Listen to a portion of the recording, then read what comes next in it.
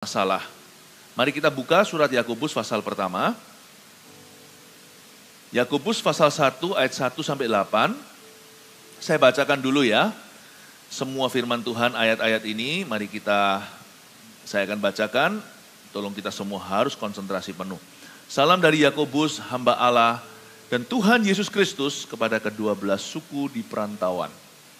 Saudara-saudaraku, anggaplah sebagai suatu kebahagiaan apabila kamu jatuh ke dalam berbagai-bagai pencobaan. Sebab kamu tahu bahwa ujian terhadap imanmu itu menghasilkan ketekunan. Dan biarkanlah ketekunan itu memperoleh buah yang matang, supaya kamu menjadi sempurna dan utuh dan tak kekurangan suatu apapun. Tetapi apabila di antara kamu ada yang kekurangan hikmat, hendaklah ia memintakannya kepada Allah yang memberikannya kepada semua orang dengan murah hati, dengan tidak membangkit-bangkit, maka hal itu akan diberikan kepadanya. 5 ayat saja, 5 ayat dulu. Nanti kalau ada waktu, saya continue. Kristen yang sejati, ciri ke-1 yang saya mau bahas hari Minggu ini adalah tidak runtuh dalam masalah. Kenapa saya sebut itu sebagai ciri? Karena Kristen sejati itu berarti Yesus hidup di dalam dirinya. Kalau Tuhan itu ada di perahumu tidak akan tenggelam. Itu bukan berarti bahwa kita tidak punya masalah. Masalah manusia, masalah kita, masalah orang benar itu banyak. Tapi kita nggak akan runtuh. Paling tidak di dalam jiwa kita, kita tidak akan runtuh. Bumi dan langit bisa bergoyang. 1000 rebah di sisi satu, 10.000 di sisi satunya lagi.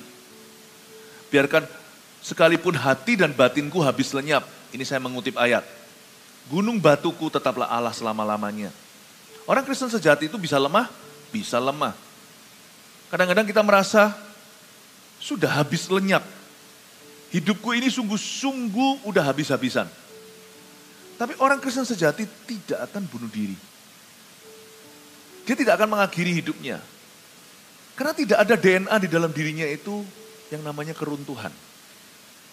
Orang Kristen sejati itu jatuh paling bawah pun bottom rock, atau kalau sampai hidupnya itu betul-betul rubuh, jatuh ke bawah, dia pasti akan jatuh di atas batu karang yang teguh. Dia tahu bahwa Yesus itu Tuhan dan Juru Selamatnya, Tuhan yang pegang kendali atas hidupnya. Apapun yang terjadi, Roma 8 berkata bahwa Tuhan bekerja sama dalam perkara yang terburuk sekalipun, gak hanya perkara yang baik, untuk mendatangkan kebaikan bagi orang percaya. Orang Kristen sejati juga tidak akan terus habis itu, ya sudahlah. Lalu dia lampiaskan, lalu mungkin ke alkohol dan sebagainya. Ya mungkin itu bisa terjadi pada bayi-bayi rohani. Tetapi kalau kita adalah orang Kristen yang tulen, yang sungguhan, yang sejati, di dalam diri kita ada kekuatan supranatural dari Roh Kudus, agar kita bisa tabah melalui apapun dalam kehidupan ini. Kita harus mengerti dulu bahwa kekristenan itu bukan agama tapi hubungan dengan Allah. Apapun terjadi, Tuhan itu akan menjadi fondasi. Dan dia itu akan menopang, seperti lagu sekolah minggu. Zaman dulu waktu saya kecil sih, saya mendengarkan lagu ini, saya senang sekali. Ya, yaitu apa?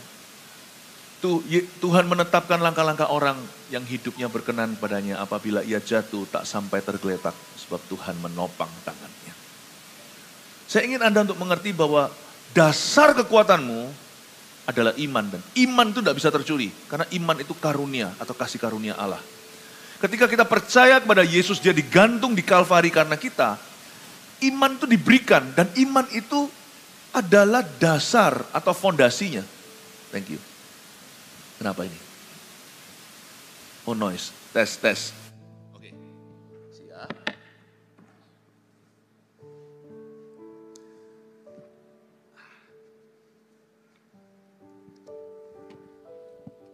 Thank you, tes.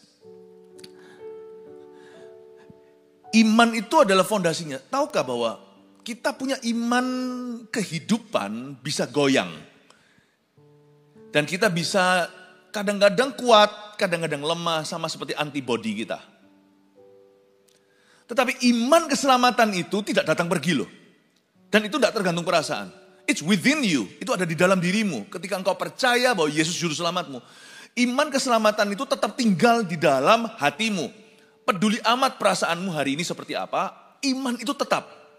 Dan iman itu yang akan sustain you. Iman itu yang akan menopangmu sehingga Anda tidak tergeletak. Pahami ini, Kristen sejati itu at the core. Itu berada langsung di level biji sesawi. Orang Surabaya bilang kecik, ya kecik ya, apa? Ya, itu sampai di bijinya. Dan itu adalah roh kita. Our spirit has been made alive. Tahukah Anda bahwa ketika Anda percaya pada Yesus, ketika kita menaruh iman pada Tuhan, manusia roh kita itu dihidupkan. Bedanya dengan orang yang belum terima Tuhan adalah manusia jiwanya udah ada, dia bisa merasa, dia punya kemauan, dia punya kehendak bebas, dia punya perasaan. Tapi rohnya mati sehingga gak bisa bersekutu dengan Roh Kudus, gak bisa bersekutu dengan Tuhan. Sehingga mereka kalau datang melihat di gereja kita nangis di jamaat Tuhan, mereka heran. Lalu kita berkata satu dengan yang lainnya, iya Tuhan ngomong gini sama aku, Tuhan ngomong gitu, bukan ngeroh ya, tapi maksudnya kesaksian bahwa tiap hari dituntun oleh Tuhan. Itu mereka berkata, kalian ini halusinasi apa? Kalau manusia roh mereka itu mati, belum dihidupkan karena dosa, mereka tidak bisa bersekutu dengan Tuhan. Tapi orang-orang Kristen sejati, manusia rohnya sudah dihidupkan. Jadi kita tidak menilai segala sesuatu secara jasmani, tapi kita menilai juga sebagai orang-orang yang rohani. Bukan orang-orang yang sok religi ya, sok religius gitu ya. Bukan orang yang agamawi. Tapi rohnya hidup. Dia bisa membedakan mana kehendak Tuhan dan dia tahu kehendak Allahnya. Dan dia bisa melihat Tuhan dalam segala perkara yang orang lain semua heran. Manusia rohmu itu gak bisa meninggal. Di situ Tuhan taruh hidup kekal. Manusia rohmu itu dihidupkan. Kalau dulu kita sebelum terima Tuhan baca Alkitab, apa ini? Dengar khotbah bisa kritik kanan kiri. Karena kita merasa Tuhan tidak berbicara, tapi sekali kita berserah pada Tuhan Yesus, kita menerima anugerahnya, kita merasa seperti lewat khotbah pun, meskipun penuh kelemahan, karena manusia yang lemah yang menyampaikannya, kita bisa menerima sesuatu, kita menerima rema. Manusia rohmu itulah fondasi kehidupan. Tidak mungkin bisa runtuh, itu tidak bisa mati lagi. Sadari bahwa hargai bahwa di dalam diri kita itu ada manusia roh kita yang harus kita hidupkan. Dan itu tidak bisa dihidupi dengan makanan. Kita makan rawon, soto, makan apalagi kalau di luar kota makan gudeg, makan apapun makanan. Tidak bisa menghidupkan roh kita. Karena makanan itu masuk ke jamban. Tapi hanya firman yang menjadi makanan manusia roh kita. Saya ingin Anda untuk mengerti poin ini dulu sebelum saya bahas ayat per ayat. Tidak runtuh dalam masalah karena kita punya Tuhan. Tidak runtuh dalam masalah karena manusia roh kita itu tidak bisa dijamah oleh permasalahan dunia. Tidak bisa runtuh dalam masalah karena manusia roh kita di dalam diri kita itu kekal. Dan melampaui kehidupan kita sekarang ini. Makanya itu manusia hidup bukan hanya dari roti, tapi dari setiap mulut yang keluar dari firman Allah. Dan manusia roh itu jangan kau buat kelaparan setelah dihidupkan Tuhan. Makan firman. Belajar bersekutu dengan Tuhan. Selalu ada longing, selalu ada kerinduan untuk bersekutu dengan Yesus. Aneh ya, kita bisa punya barang-barang idaman. Bahkan kita bisa memilih, kita juga bisa punya orang-orang idaman di hidup kita. Kok kenapa dalam diri kita masih terasa hampa? Dan tidak bisa diisi dengan benda maupun manusia. Itu karena manusia roh kita craving, ngidam, bersekutu dengan Tuhan. Nah, karena itu saya gak mau membuat manusia roh saya kelaparan, baik secara individu atau saya saat teduh secara pribadi maupun datang ke gereja bersekutu dengan saudara seiman. Itu membuat manusia roh saya dibangun. Itu dibangun. Ciri-ciri orang Kristen yang sejati itu adalah kehidupan kekristenannya keluar dari kerohanian yang ada di dalam dirinya. Nah sekarang mari kita baca ayat per ayat, saya jelaskan gimana tidak runtuh dalam masalah. Ada beberapa tips dari Tuhan. Salam dari Yakobus hamba Allah dan Tuhan Yesus Kristus kepada ke-12 suku di perantauan. Surat Yakobus ditulis oleh Yakobus, saudara Tuhan Yesus. Ya. mamanya sama, yaitu Maria. Dia menulisnya kepada ke-12 suku di perantauan, dia tuliskan kepada orang-orang Kristen Yahudi atau Messianic Jews zaman itu. Dituliskan karena mereka tersebar kemana-mana, dia tulis surat untuk dibacakan. Saudara-saudaraku, dia berkata begini, saudara-saudara seiman, anggaplah sebagai suatu kebahagiaan apabila kamu jatuh ke dalam berbagai-bagai pencobaan. Ini ayat 2 adalah ayat yang mengganggu. Ayat kedua ini adalah ayat yang membuat kita itu berkata, kok bisa begitu? Kok jatuh dalam berbagai pencobaan itu suatu kebahagiaan? Ngomong apa sih Yakobus ini? Tentunya ada hikmat Tuhan di dalamnya, coba saya jabarkan. Saudara-saudaraku, anggaplah sebagai suatu kebahagiaan. Kebahagiaan di sini bukan happy. Bahagia di sini adalah joy. Joy sama happy itu beda. Joy itu lebih kecil. Happy itu perasaan saja.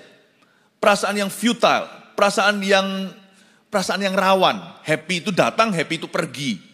Kalau dia pergi, tolong dinanti. Nantikan aja, nanti akan datang kembali. Dia comes and goes. But the joy of the Lord is our strength. Sukacita Tuhan adalah kekuatanku. Sukacita tidak datang pergi sifatnya. Sukacita itu buah roh. Dia tetap ada di sana, matang pada pohonnya.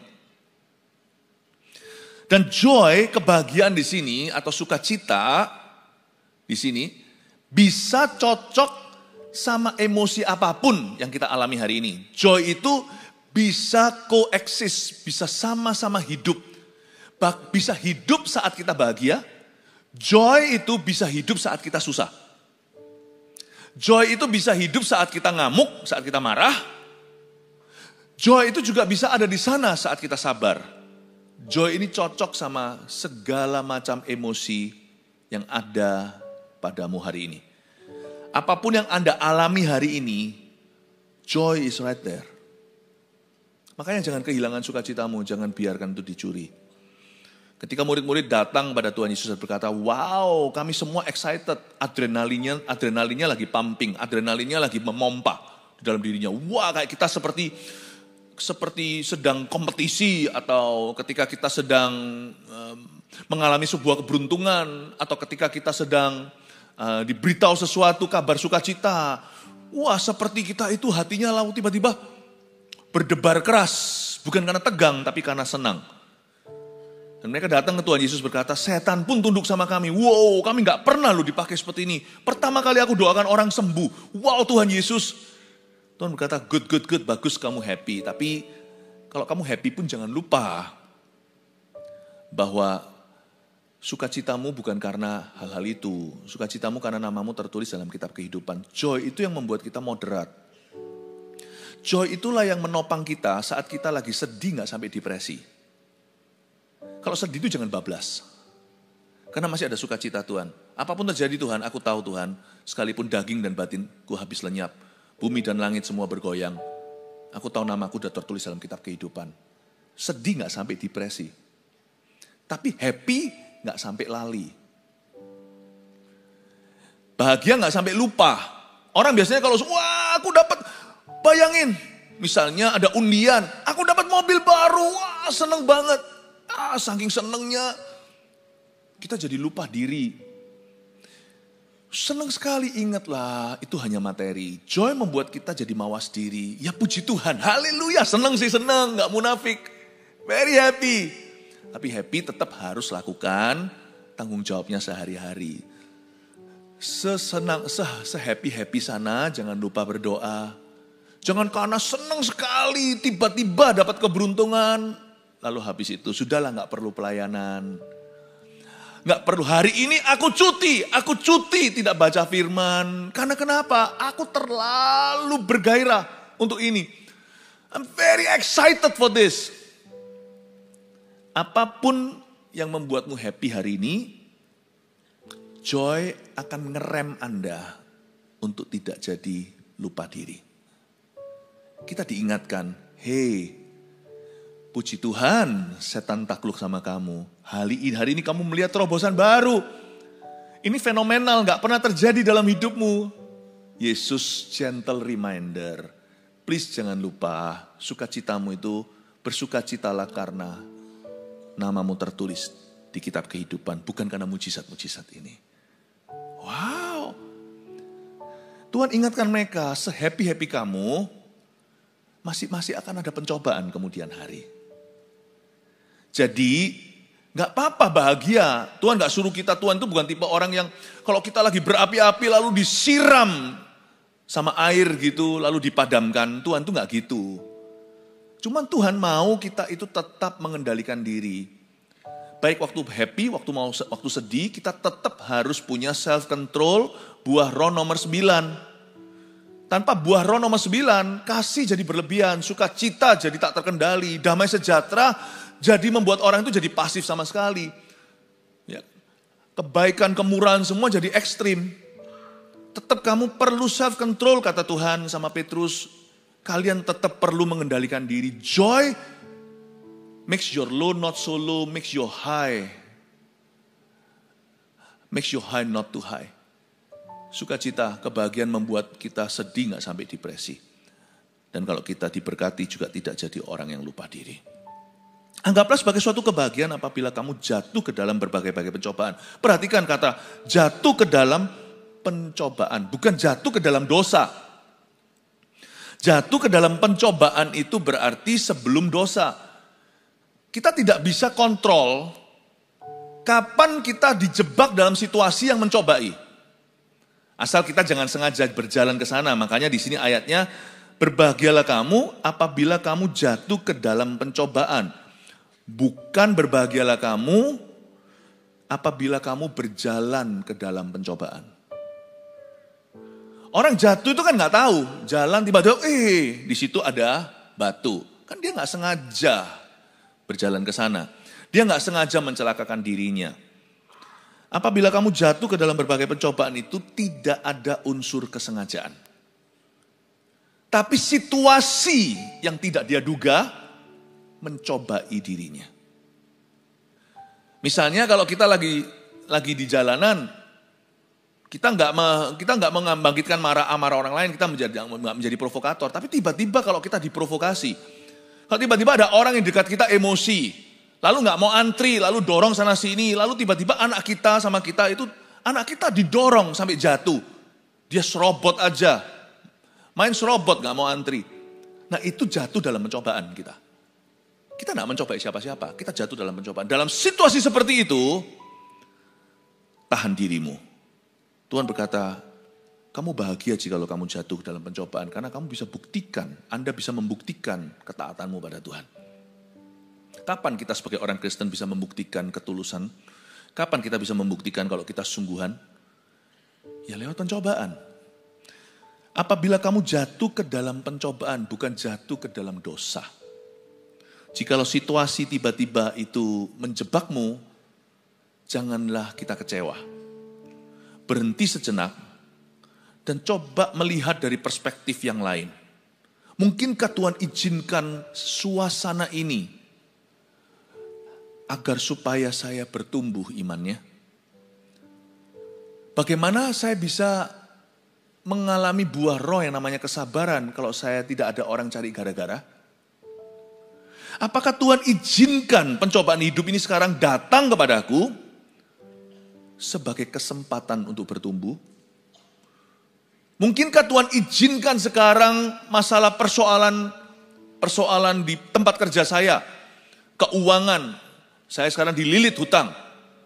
Mungkinkah Tuhan itu mau bereskan prioritasku yang salah?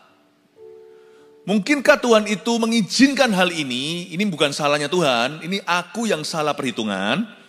Mungkinkah ini menarik saya menjadi dekat pada Tuhan, membuat saya semakin bersandar dan bergantung pada kuasanya. Mungkinkah justru saya akan temukan hikmat-hikmat yang nanti kemudian saya bisa ajarkan kepada anak cucu saya, jangan ulangi kesalahan papa zaman dahulu kala. Kita itu harus punya pikiran yang berbeda waktu kita jatuh dalam pencobaan, anggaplah sebagai suatu kebahagiaan. Anggaplah itu kesempatanmu untuk bertumbuh dalam iman. Kalau kita bisa mikir begini, kita tidak akan runtuh. Karena kita selalu mendapatkan titik terang dan kita selalu berhasil untuk optimis dalam setiap perkara. Kita akan selalu berharap pada Tuhan. Tuhan, Tapi masalahnya orang biasanya kalau jatuh dalam pencobaan, biasanya cari kambing hitam. Kalau orang lain, kambing lain sudah bisa ketemu, dialah kambing hitamnya. Dia suka menyalahkan dirinya dan melukai dirinya. Don't do that. If you do that, kalau kita lakukan itu, kita akan kehilangan kesempatan emas untuk bertumbuh hari itu. Berbahagialah, anggaplah sebagai suatu kebahagiaan apabila kamu jatuh ke dalam berbagai-bagai pencobaan. Sebab kamu tahu bahwa ujian terhadap imanmu itu menghasilkan ketekunan. Hal pertama yang dihasilkan waktu kita mengalami ujian iman itu adalah ketekunan. Yang pasti ketekunan itu bukan kepasrahan. Orang yang pasrah ketika dalam masalah, orang itu clueless, tidak tahu apa-apa. Sedia payung sebelum hujan, belajar firman sebelum alami pencobaan. Supaya ketika pencobaan datang, kita itu sudah tahu arah yang benar itu apa. Kita sudah mengerti kehendak Allah. Orang yang baru cari kehendak Tuhan, saat dia mengalami pencobaan, orang itu tidak akan bisa menemukannya. Karena pikirannya sudah dipenuhi dengan masalahnya. Makanya itu sedia payung sebelum hujan. Makanya itu bertumbuh itu harus reguler. Bertumbuh itu harus teratur. Sama Tuhan jalan itu harus konsisten. Jangan cari Tuhan ketika kita dalam permasalahan. Carilah Tuhan sebelum kita masuk dalam permasalahan. Ada nggak ada masalah, carilah Tuhan. Baik tidak baik waktunya beritakan firman. Karena ketika kita mengalami pencobaan, kita akan praktekkan pengetahuan kita. Pengenalan kita akan Tuhan itu jadi berguna. Ketekunan itu bukan kepasrahan. Orang pasrah itu ya sudahlah, terserah apa yang jadi kehendak Allah. Orang tekun itu tahu kehendak Tuhannya, dan dia press on, dan dia lawan arus untuk berjalan ke sana. Ketika kita dalam pencobaan, ya misalnya soal mengampuni. Kalau kita yakin dulu bahwa pengampunan itu kehendak Allah 100%. Waktu kita ditekan, waktu ada orang melakukan sesuatu yang merugikan, ketika kita itu ketika orang itu memberikan perlakuan yang salah terhadap kita. Ketekunan itu berarti, aku tahu aku harus mengampuni, tapi susah Tuhan. Lalu dia berdoa, minta didoakan, bahkan dia berpuasa, aku harus menang, aku harus mengampuni. Tekun itu tahu kemana dia tuju. Tapi dia ngotot ke situ karena dia tahu kalau dia nggak ngotot, dia pasti ke bawah arus. Tekun itu tahu apa yang harus dia lakukan. Masalah rumah tangga, aduh istrinya, kadang-kadang istrinya loh hari-hari ini tuh emansipasi bener. Gak hanya pria yang jadi biang masalah, kadang-kadang perempuan juga bisa dalam satu pernikahan. Tapi aku tahu bahwa cerai itu bukan jalan. Kecuali karena perjinahan. Itu pun gak langsung jalan tol, itu pun masih ada jalan-jalan tikus yang masih bisa ditempuh untuk memulihkan hubungan itu. Aku udah ngelus-ngelus dada pasanganku ini, ya ampun Tuhan tahu gini aku gak kawin sama dia. Percuma, kan kita tahu sebagai orang yang kenal kehendak Allah, menoleh ke belakang itu bukan jalan. Kita tahu di Efesus 6 berkata, semua perlengkapan senjata Allah itu di depan. Gak ada yang namanya baju zirah untuk geger kita. Punggung kita itu tidak dilindungi, makanya jangan lari dari masalah. Orang yang menoleh ke belakang dan lari tidak layak bagi kerajaan Allah. Hadapi. Aku tahu kalau jalan ke belakang bukanlah jalanmu Tuhan. Aku tahu satu-satunya jalan adalah mencari titik tengah, win-win solusinya di mana, dan aku belajar ngalah sebagai imamnya. Misalnya. Tekun itu tahu, meskipun susah, tapi dia ngotot ke sana. Pahami kata tekun. Tekun itu tidak berarti tekun itu adalah suatu tindakan yang berdarah-darah. Untuk ke situ aku tekun. Seperti seorang atlet. Aduh, disuruh latihan begini begitu.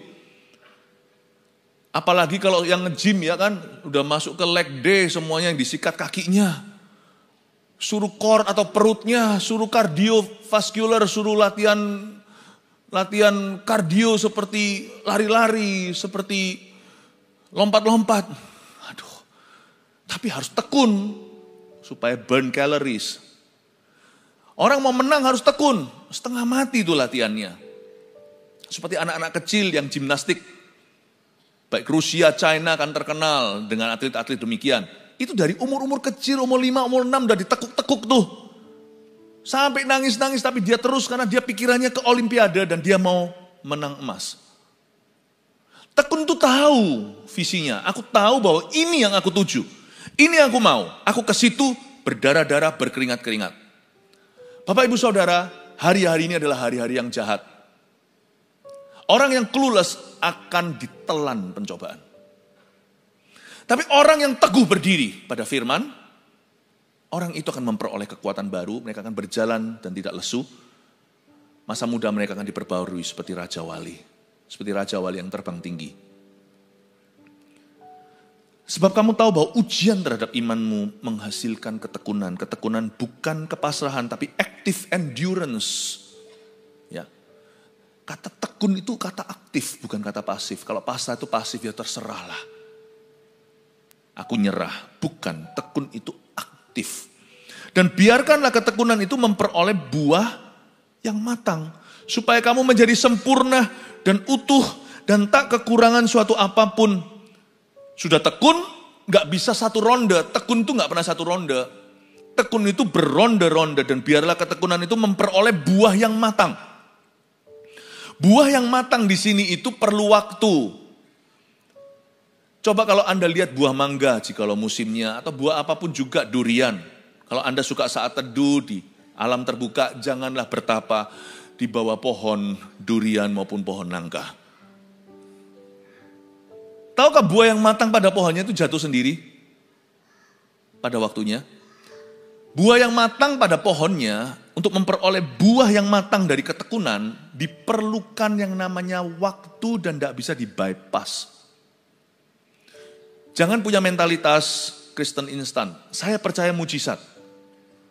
Tidak selalu mengalaminya. Saya sendiri tidak selalu mengalaminya. Dan saya tidak selalu melihat dalam pelayanan saya, orang lain mengalaminya, nggak tentu. Tapi karena kami tekun terus mendoakan orang, semakin besar jumlahnya orang yang mengalaminya. Daripada orang yang tidak percaya akan mujizat. Tidak akan mengalaminya sama sekali. Kami tidak pernah kehilangan kesempatan untuk orang lain mengalaminya karena ketaatan kami. Dan kalau orang lain tidak mengalaminya pun waktu kami doakan tidak terjadi mujizat secara instan, orang itu pun menerima kasih karunia. Pelayanan kami selalu mendatangkan grace, kasih karunia Tuhan. Ya. Saya percaya mujizat. Dan yang namanya mujizat itu tidak boleh didefinisikan murahan. Dikit-dikit mujizat, dikit-dikit mujizat. Enggak. Mujizat itu tidak ada rumusnya. Jadi jikalau ada orang yang mengalami kesembuhan, ya itu pun kasih karunia Allah, mujizat atau tidak, semua pengetahuan yang baik itu milik Tuhan.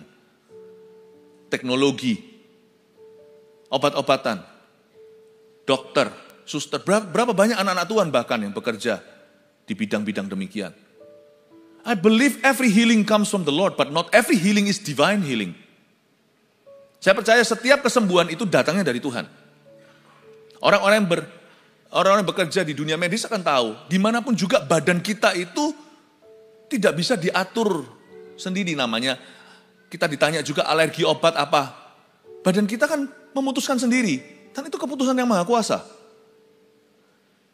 Mau pakai ini, pakai cara itu, kalau dia nggak responi mau gimana, mau bisa apa? Jantung dipompa, nanti pakai alat ini, pakai alat yang lebih resiko lagi. Semua kan tergantung jantungnya nanti pada akhirnya. Meskipun mesinnya juga jalan. Orang tetap bisa hidup dengan mesin, tapi kalau orang itu sudah nggak hidup, ya nggak hidup. Meskipun dia masih secara teknis hidup, tapi tidak secara praktis. You see, God has the last say over. Tuhan punya kata terakhir, pegang kata terakhir dalam kehidupan setiap manusia. Setiap kesembuhan itu datangnya dari Tuhan. Tapi tidak semua kesembuhan adalah kesembuhan ilahi. Saya pernah melihat, gak perlu saya ceritakan, bahkan mujizat terjadi di depan mata. Orang gak pernah jalan sama sekali, kaki sudah seperti biting, sudah seperti lidi. Itu bahkan ada di dokumentasi, FKA awal-awal juga melihat yang demikian.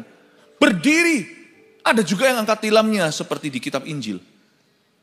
Itu kaki sudah seperti itu gak bisa dipura-pura.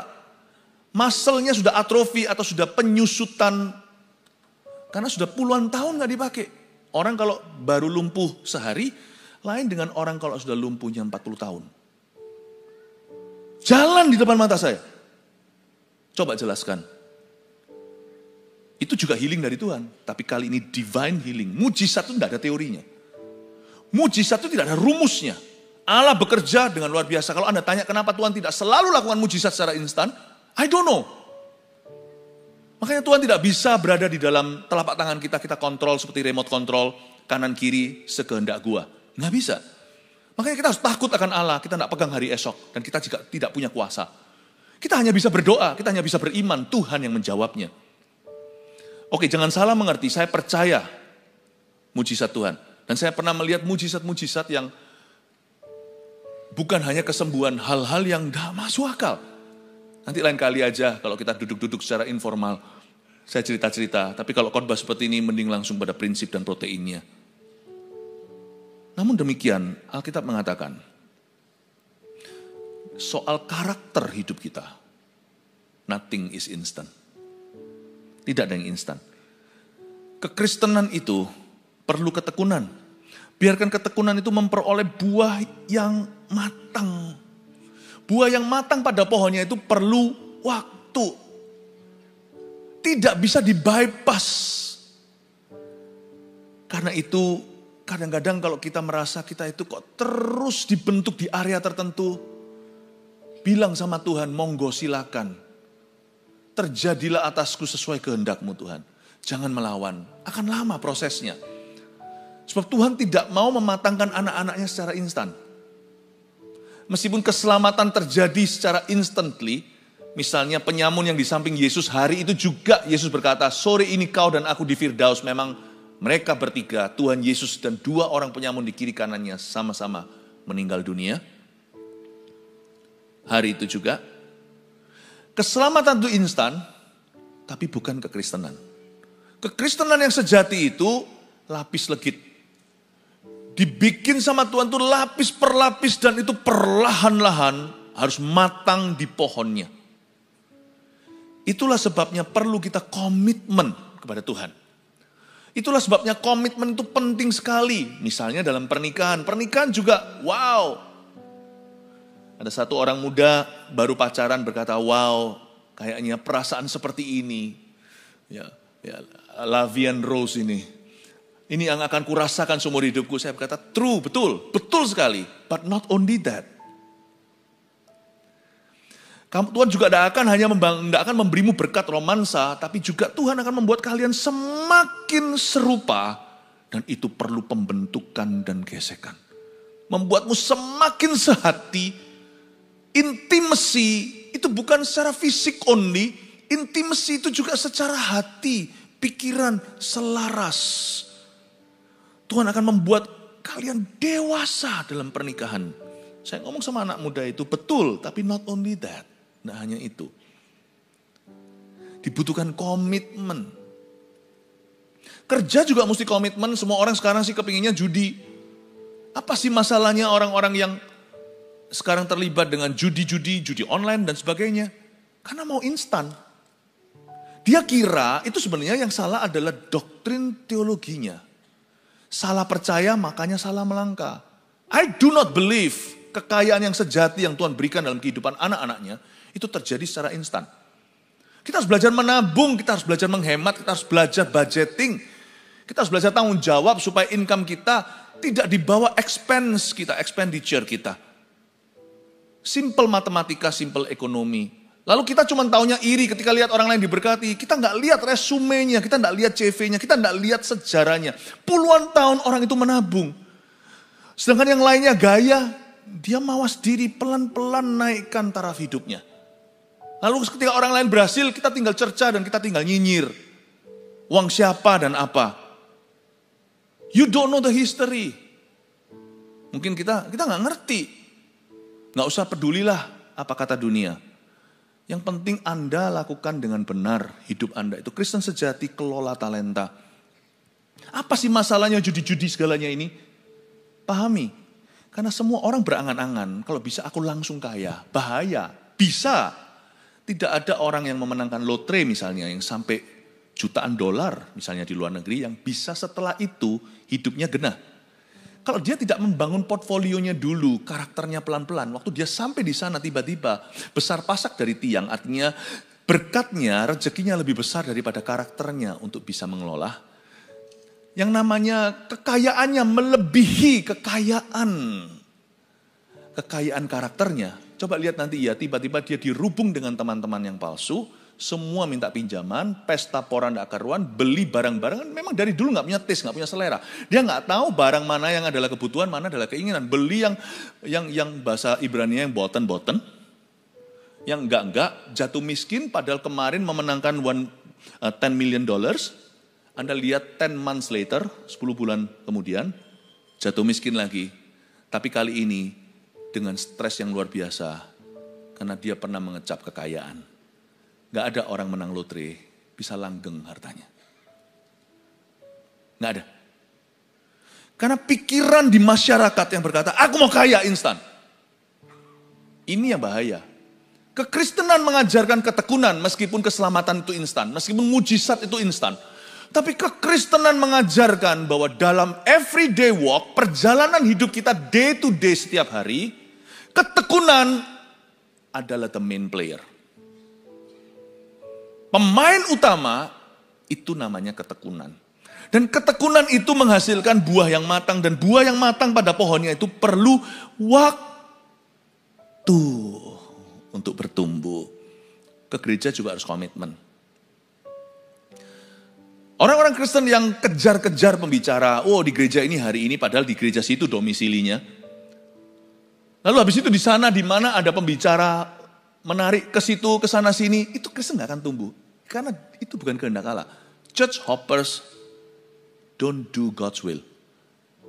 It is not God's will. Itu bukan kehendak Allah untuk kita itu pindah-pindah. Itu bukan kehendak Tuhan. Dengan tertanam kita akan bertunas seperti pohon korma. Seperti pohon aras di Libanon. Amin Bapak Ibu Saudara. Matang di pohon itu perlu tekun. Perlu komitmen. Pekerjaan juga sama. Berapa banyak kita yang mau serabutan kalau ditanya. Sana kerjanya apa? Serabutan. Loh, serabutan kalau hanya untuk 3 bulan untuk menyambung kehidupan sementara. Tapi 3 bulan itu jangan kau nikmati. Jangan kau manjakan. Bulan keempat sudah harusnya dapat pekerjaan yang tetap. Jangan serabutan. Tuhan tidak pernah panggil kita serabutan. Tuhan tidak pernah memberi kita karunia multitasker, itu tidak pernah. Multitasking itu tidak ada. Coba nggak percaya. Itu hanya ada di film namanya Mr. Bean yang bisa ganti celana, sikat gigi, dan nyetir sekalian. Anda lakukan itu, nyetir sampai hapian aja bisa tabrakan. Jangan lakukan itu. Tuhan suruh kita bukan multitasker, tapi bisa bagus di satu area. Kenapa ada orang tertentu kelihatannya bisa multitasking? Karena dia cepat wisuda. Di satu tugas yang diberikan, dia sungguh-sungguh dan berhasil. Lanjut berikutnya itu sinergi semua. Kelihatan di mata orang, seperti rainbow atau pelangi itu, kelihatannya warna-warni itu kalau diputar semuanya itu cuma satu putih. Kelihatannya multitasking, tapi sebenarnya orang itu sangat responsibel dengan setiap task yang diberikan. Jangan serabutan. Kalau Anda kerja serabutan, ya nggak apa-apa namanya, kan namanya survival untuk bertahan. Tapi tetap goalnya adalah mencari pekerjaan yang tetap. Bukan soal bayarnya, tapi bangun karir di sana. Kalau kita mau bayaran tertinggi, mungkin merampok bank itu. Itu lebih cepat kaya daripada menjadi pegawai. Pegawai di bank mungkin bukan yang duduk di meja, mungkin cleaning service-nya. Apapun itu juga selalu mulai dengan satu. Tekun itu jalan berkat Bapak Ibu. Ini masalah di masyarakat yang mengira bahwa instan itu adalah berkat yang dinanti-nantikan. Tidak ada. Sekalipun kalau Anda dapat itu kutukan. Karena karaktermu tidak cukup untuk itu. Tidak matang pada pohonnya. Buah yang dipaksakan, dicabut sebelum waktunya, masam semua pada akhirnya dan membuat ngilu gigi. Jangan sampai kita memperoleh buah yang tidak matang. Tapi waktu kata buah yang matang ini menarik buat saya. Salah satu strategi setan untuk menggagalkan orang Kristen hari-hari ini adalah membuat dia punya perasaan gerusa-gerusu, tergesa-gesa dan terburu-buru. Pernahkah Anda merasa begitu? Rasanya mau berdoa itu rasanya kayak diburu waktu, pernah nggak? Lalu nanti sudah nggak berdoa nih. Waktu kerja diburu-buru rasa guilty, tadi doanya nggak cukup. Jadi orang itu kerjaan apapun juga itu nggak bisa sepenuh hati, sepenuh waktu. Orang pelayanan juga bisa dihinggapi virus begini, misalnya minggu depan, baru masih minggu depan, Dia pertama kali akan menjadi WL atau pemimpin pujian. Wow. Seminggu itu perasaan itu dihantui. Grogi. Lalu habis itu udah gak bisa doa. Terobsesi dengan itu. Jangan. Itu salah satu strategi setan. Berapa banyak orang dalam pelayanan burnout juga karena begitu. Karena mismanagement, tidak bisa manage feelingnya, perasaannya. Kerja ini gak bisa konsentrasi. Kerja itu gak bisa fokus. Waktu mengerjakan itu merasa tergesa-gesa. Waktu mengerjakan ini merasa terburu-buru. Lucu. Pas doa, rasanya aduh, TikTok gak bisa konsentrasi. Baca firman itu kayak gak bisa masuk. Nyembah Tuhan juga gak bisa masuk hadiratnya. Kayak rasanya asal-asalan, pokoknya nyanyilah. Kalau saya sudah punya komitmen 15 menit, doa ya 15 menit. Rasanya itu kayak tergesa-gesa, padahal cuma 15 menit saja. Nanti waktu mulai kerja, waktu kerja dihantui perasaan. Kamu gak doa. Itu setan semua. Itu membuat kita itu jadi orang yang gak pernah matang di pohon manapun juga. Doa juga gak matang, kerja juga gak matang. Pas sekolah mikir pacaran, nanti pas pacaran mikir sekolah. Ini orang yang gak pernah matang pada pohonnya. Menurut saya salah satu strategi setan di akhir zaman adalah membuat orang tidak bisa fokus. Fokus, kalau di gereja fokus. Kalau kerja fokus, kalau kerja jangan mikir gereja. Kerja sumber. Kalau di gereja jangan mikir kerja. Kalau semuanya kita lagi doa, jangan mikir yang lainnya. Setelah doa, pikirkan semuanya itu dengan kuasa doa yang kau dapatkan tadi pagi. Pikirkan sungguh-sungguh. Di kantor, jangan nganggur. Di kantor jangan berdoa. Berdoa di hati maksudnya. Tapi jangan habis itu kita ambil sesi khusus 1 jam di kantor. Baca Alkitab dan doa. Marah nanti bosnya. Kecuali kalau kantornya adalah departemen doa. Ini yang disebut memperoleh buah yang matang. Pahami bahwa Anda mesti matang. Saya dan Anda dan kita harus matang di pohon kita yang Tuhan tentukan. Belajar matang, perlu waktu, perlu sabar, perlu komit, perlu tekun, perlu konsentrasi. Karena nanti ya pasti ada loopholes, lubang-lubang yang terabaikan. Kalau Anda tidak konsen, kalau kita tidak fokus, kita tidak akan bisa melihat potensi yang Tuhan beri. Kita tidak akan bisa, kerjaan kita tidak akan pernah bagus apapun itu. Bekerja untuk Tuhan juga nggak bagus. Pekerjaan yang Tuhan berikan dalam hidup kita juga nggak bagus.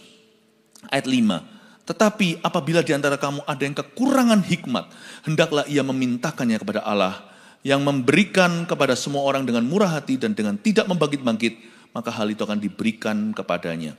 Kalimat ini berkata kalau kamu kurang hikmat, hendaklah ia memintakannya kepada Allah. Garis bawahi kata memintakannya kepada Allah. Coba saya jelaskan dulu hikmat itu apa. Kalau kita kekurangan hikmat, kita harus minta sama Tuhan. Tapi kalau kurang pengetahuan, jangan minta sama Tuhan, baca Alkitabnya. Alkitab tidak berkata seperti ini, tapi apabila di antara kamu ada yang kekurangan pengetahuan. Pengetahuan tidak boleh kurang, timbalah. Pengetahuan yang umum, ya itu juga dari Tuhan, namanya sekolah. Anak-anak yang masih di bangku sekolah, tugas dasarnya adalah bersekolah dengan benar. Tapi kita semuanya, apapun profesi kita sekolah tiap hari. Kita setiap hari mengisi hidup kita dengan firman. Apabila di antara kamu ada yang kekurangan pengetahuan, jangan minta sama Tuhan, buka Alkitab. Tuhan akan tuntun. Tuhan jangan minta sama Tuhan pengetahuan. Timba dulu pengetahuan, nanti Tuhan akan pakai pengetahuan itu untuk mengajarimu hikmat. Paham Bapak Ibu Saudara? Alkitab tidak pernah berkata, Yakobus dalam urapan menuliskan demikian. Kalau ada yang kekurangan hikmat, dia tidak berkata kekurangan pengetahuan. Apa bedanya hikmat dan pengetahuan? Pengetahuan adalah the what. Pengetahuan itu apa? Hikmat itu bagaimana? Kalau hikmat itu the how. The what jangan minta. Itu sama dengan kita ngomong di sekolah, oke. Aku minta pengetahuan. Oh, pengetahuan enggak untuk diminta. Pengetahuan yang sudah disediakan, diajarkan di sekolah, konsentrasi, pelajari, kamu renungkan, latihan. Nah setelah itu, kalau masih bingung bagaimana mengaplikasikan pengetahuan dan rumusnya, boleh ada ekstrakurikuler, les namanya, atau guru akan mementori secara pribadi. Tapi anak yang belum apa-apa mau les, tapi nggak pernah belajar dan nggak pernah konsentrasi di kelas, jangan dileskan Bapak Ibu Saudara. Suruh dia dengarkan pelajaran. Pengetahuan itu tugas sang murid, hikmat tugas sang guru. Karena itu tidak dikatakan oleh Yakobus, barang siapa di antaramu kekurangan pengetahuan. Baca Alkitab. Bukankah lagu tadi, jangan berpikir aneh-aneh. Nggak dinyanyikan tadi ya, yang nyanyian dari timur kapan hari. Firman Tuhan itu penting sekali. Daripada pikir yang aneh-aneh, lebih baik renungkan firman Tuhan. Hikmat itu the how. Knowledge atau pengetahuan itu the what. Pengetahuan itu adalah kebenaran. Hikmat itu adalah applied knowledge atau pengetahuan yang diaplikasikan. Aplikasi dari pengetahuan yang kita dapat itu hikmat. Karena itu di Alkitab dikatakan, kalau ada kekurangan hikmat, bukan pengetahuan, minta kepada Allah. Bahasa Inggrisnya ask God. Minta loh ya. Bukan dengan menuntut Allah, apalagi marah-marah, tuding-tuding, dan rasa kecewa. Kalau orang kayak gitu, ketika kau kekurangan hikmat, minta kepada Allah, bukan marahi Allah. Kalau kita nggak ngerti sesuatu, kenapa kau izinkan ini dan itu, hendaklah kita jangan banyak bicara dulu atau masuk hadirat Allah, lebih banyak mendengar, kata kitab pengkhotbah, kita masuk dengan hati yang rendah hati dan berkata, I don't know about this, aku gak ngerti. Sama sekali sekarang itu I'm lost, sungguh-sungguh aku seperti tersesat dalam pikiranku. Lord Tuhan, aku minta hikmat. Mintalah dengan humility, dengan kerendahan hati. Bantu aku mendapatkan perspektif yang baru tentang hal ini Tuhan. Tapi banyak orang Kristen itu kalah di depan. Waktu masuk hadirat Tuhan dengan marah-marah, dengan tuding-tuding dan curhat-curhat yang tidak perlu dan rasa kecewa dilampiaskan ke Tuhan. Kenapa engkau? Alkitab berkata kalau kau kekurangan hikmat, bukan tuding Allah, tapi minta kepada Allah. Kalau kita kekurangan hikmat, minta kepada Tuhan, bukan marah-marahin Tuhan. Nah kesalahan orang Kristen kenapa setelah mengalami permasalahan, dia runtuh karena bukan dia minta hikmat, dia marah justru menuding Allah yang bukan-bukan. Bapak Ibu Saudara, inilah kesalah kaprahan orang-orang Kristen dalam menghadapi permasalahan. Upon entering the presence of God, they put on the wrong attitude. Waktu masuk ke hadirat Allah, bukan datang untuk belajar, untuk gain atau memperoleh godly perspektif atau perspektif ilahi, tapi mereka masuk dengan ngamuk-ngamuk sama yang Maha Kuasa. 100% so pasti tidak akan memperoleh hikmat, malah justru semakin tersesat. Tapi kalau kita kekurangan hikmat, mintalah kepada Allah. Ask God, not demand, not be demanding, tapi asking, bertanya pada Tuhan. Dan Alkitab mengatakan dengan jelas, kalau kita kekurangan hikmat, you ask God. Minta pada Allah, bukan cari di buku, bukan cari di majalah. Orang pertama yang kita datang ketika kita dalam masalah adalah Tuhan dan firman-Nya. Barang siapa kekurangan hikmat, hendaklah ia cari di perpustakaan. Nggak ada itu bunyinya. Tapi apabila di antara kamu ada yang kekurangan hikmat, hendaklah ia cari psikiatris. Bukan tuh. Bahkan pendeta pun bukanlah alamat ke satu. Kami hanyalah pembantu. Kami hanyalah penolong, pembantu saja. Penolong dengan P huruf kecil, penolong P huruf besar adalah Roh Kudus. Barang siapa kekurangan hikmat, hendaklah ia memintakannya kepada seorang konselor? Bukan. Itu nanti, step 2, step 3. Jika dibutuhkan. Tetap perlu, Yakobus nanti juga tulis di berikut-berikut ini suratnya. Dia berkata, hendaklah kamu saling mengakui dosamu dan saling mendoakan supaya kamu sembuh. Yakobus 5. Tapi hal pertama, kalau kamu kekurangan hikmat, kata firman, hendaklah orang itu kekurangan hikmat, hendaklah ia memintakannya directly to God. Mintakannya kepada Allah. Minta, bukan ngamuk. Minta, bukan marah. Minta kepada Allah, bukan kepada manusia. Nanti Allah akan tuntun. Ketika Paulus datang masuk ke Damaskus, tadinya mau menganiaya gereja, lalu dia lihat terang di jalan. Waktu dia masuk ke dalam, dia dapat wangsit pewahyuan. Nanti sebentar lagi akan ada satu orang datang kepadamu dan memberitahumu. Aku akan memberitahukan kepadamu jalan. Lalu Tuhan bilang dari sisi sana, seorang Kristen namanya Ananias, kamu pergi ke Paulus, tunjukkan jalan itu. Bapak Ibu Saudara, Tuhan pakai manusia. Tapi setelah kita datang kepadanya, manusia itu akan masuk ke konteks yang tepat di hidup kita. Tapi kalau kita salah terhadap Allah, semua manusia yang salah tiba-tiba akan mengerumuni kita seperti lalat pada kotoran. Bapak Ibu Saudara, kalau kita kekurangan hikmat, minta kepada Tuhan. Simple bukan? Itu saja. Saya kasih summary 3 poin yang Anda bisa bawa pulang rumah. Dari khotbah ke-1, ciri-ciri orang Kristen sejati, yaitu tidak runtuh dalam masalah. Pertama, anggaplah pencobaan hidup sebagai kesempatan untuk bertumbuh. Nomor 1. 2, kenakanlah sikap hati yang bersuka cita karena kebaikan Tuhan. Apapun juga yang Anda alami atau belum alami, ingat kasihnya. Sikap hati yang harus Anda kenakan adalah joy. Dan joy itu ini loh. Bagaimana aku bisa joyful, Pastor Philip, aku ngalami ini loh. Joyful itu bisa. Karena joyful itu tidak berkenaan dengan perkara dunia atau apa yang Anda alami. Joy itu berkenaan dengan kebaikan Tuhan. Saya percaya dalam segala perkara, saya punya hak untuk berharap dan percaya bahwa Allahku tetap baik dan akan berbuat baik kepadaku. Bahkan lewat situasi yang terburuk pun Tuhan tetap akan berbuat baik kepadaku. Bolehlah aku GR begitu, tolong jangan dilarang untuk saya GR demikian. Karena saya orang Kristen yang sejati, saya berhak berpikir begitu. Bahwa in everything, dalam segala sesuatu yang ku alami, aku berhak percaya bahwa Allahku baik dan Dia akan melakukan kebaikan dalam hidupku. Bagaimana? Aku tidak tahu. Itu butuh hikmat. Persisnya seperti apa aplikasinya? I don't know. Tapi Tuhan, aku berserah penuh. Serah yang gini boleh, bukan pasif soalnya. Udah tahu tujuannya. Tapi aku berserah untuk menerima perspektif yang baru. Tell me Lord, what goodness I may receive from you through this terrible situation. Kebaikan apa yang bisa aku peroleh ya Tuhan Yesus dalam situasiku yang paling parah ini.